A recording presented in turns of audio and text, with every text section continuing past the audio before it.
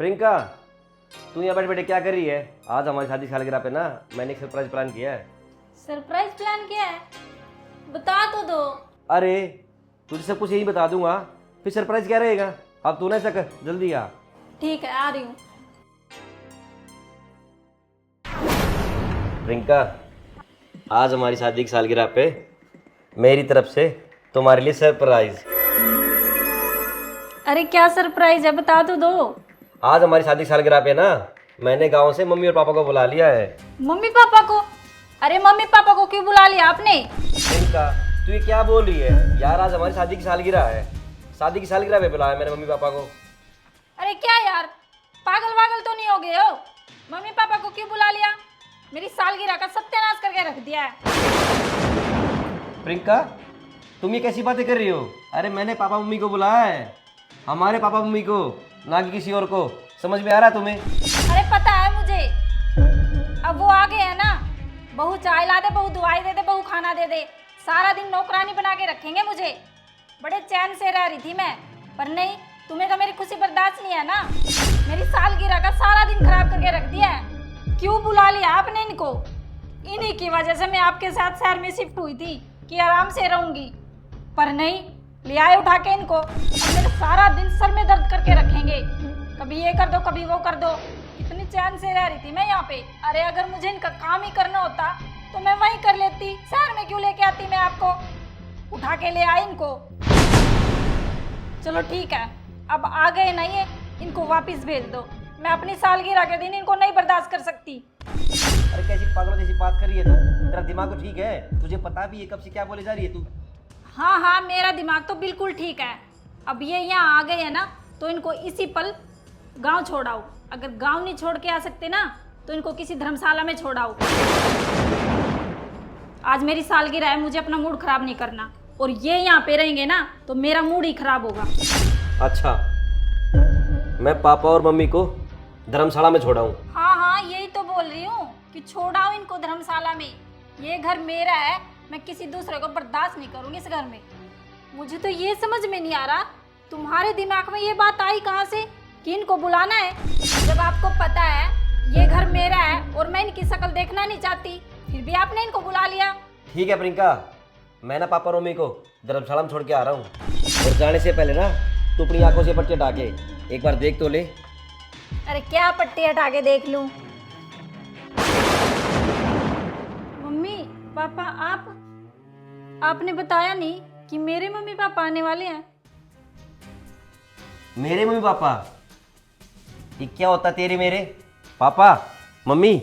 आप देख रहे हो मेरे माँ बाप की ना ऐसी इज्जत करती है ये, और जब भी बोलती है ना सर्विस के मुंह से जहर ही निकलता है। ये ना मेरे मम्मी पापा की ऐसी इज्जत करती है, हर टाइम बदतमीजी से बातें करती है।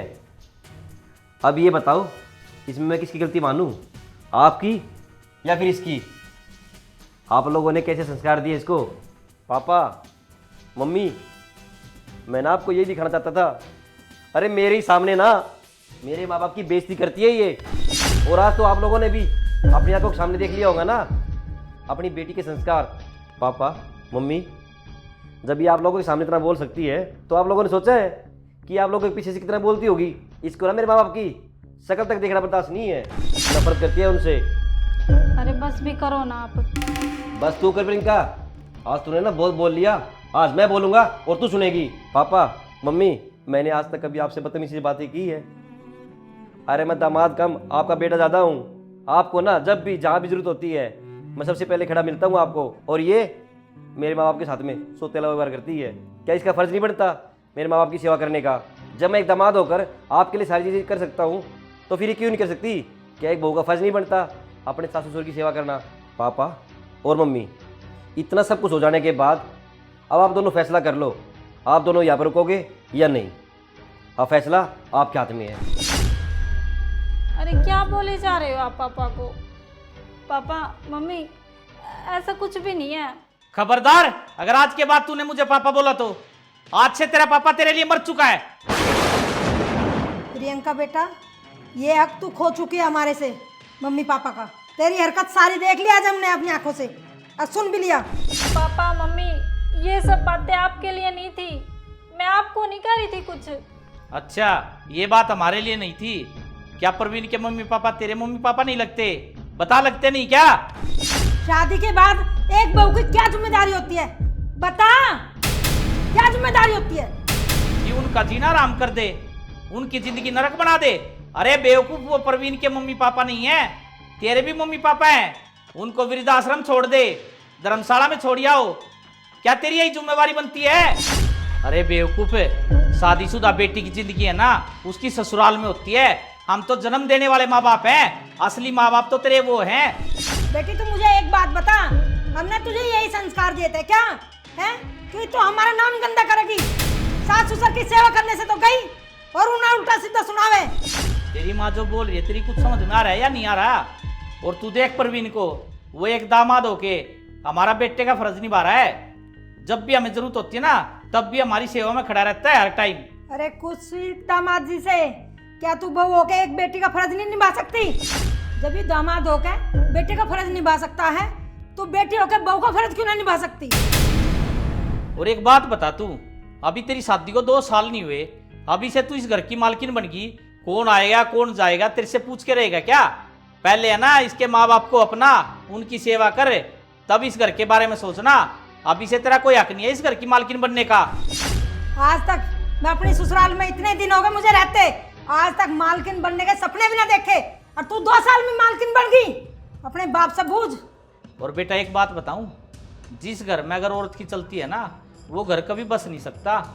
हमेशा अपने आदमी की कदर करे, उसके माँ बाप की कदर करे, तभी उस घर में लक्ष्मी आएगी और वो घर तभी बसेगा। एक औरत ही है ना उस घर को स्वर्ग बना सकती है, और एक औरत अगर चाहे तो उसी को नरक बना देती है, जैसे कि तू बना रही है इस घर को नरक। एक बात सुन बेटा, जो तूने अपने सास ससुर की सेवा ना करी ना, आज के बाद माई के माने का तेरा कोई हक नहीं है। और अगर तूने माई के माने की सोच भी ली तो तेरी टांगे तोड़ दूंगा। पापा, मम्मी, प्लीज मुझे माफ कर दो, मुझसे बहुत बड़ी गलती हो गई पापा। ये गलती नहीं है, बहुत बड़ा गुनाह किया है तूने, और माफी हमसे मत मांगे। माफी मांगनी है तो प्रवीण के माँ बाप से मांग, और प्रवीण से मांग। जिसकी तूने आत्मा दुखा रखी है ना, और जिसका दिल दुखाया है, उससे माफी मांग। हमसे माफी मांगने की कोई जरूरत नहीं है। चलो यहाँ से। पापा मम्मी, आज ना हमारी शादी की सालगिरह है, तो मैं ये चाहता हूँ कि आप ना 2-3 दिन यहीं पे रुको। प्रवीण बेटा, अब रुकने को रह ही क्या गया यहाँ पे? हमारी बेटी ने हमें कहीं का नहीं छोड़ा, और हम तो तुमसे है ना आज आखिरी बार हाथ जोड़ के माफी मांगते हैं। और रुकेंगे भी तो सिर्फ एक शर्त पे, तुम्हारे मम्मी पापा आ जाएंगे, वो इसे माफ करेंगे तो हमारा रुकने का अधिकार है। उससे पहले हमारा कोई अधिकार नहीं बनता यहाँ रुकने का। पापा मम्मी, आप ना सही कह रहे हो। सुनो जी, मेरी गलती ना माफ़ी मांगने के काबिल तो है नहीं, पर फिर भी ना मैं मम्मी पापा से माफ़ी मांग लूँगी और वो मुझे माफ़ कर देंगे। आप ना फ़ोन करके मम्मी पापा को बुला लो। चल ठीक है, मैं ना फ़ोन करके मम्मी पापा को बुला लेता हूँ। ठीक है आपा जी, फिर हम सब ना साथ में मिलकर अपनी शादी की सालगिरह सेलिब्रेट करेंगे। हाँ तो दोस्तों, देखा आपने, जो माँ बाप अपनी बेटी की गलतियों पर पर्दा डालते हैं, उस बेटी का घर कभी नहीं बच सकता। अगर मैं ये बात सही कह रहा हूँ तो एक प्यारा सा कमेंट करके ज़रूर बताएं। जय श्री श्याम, राधे राधे।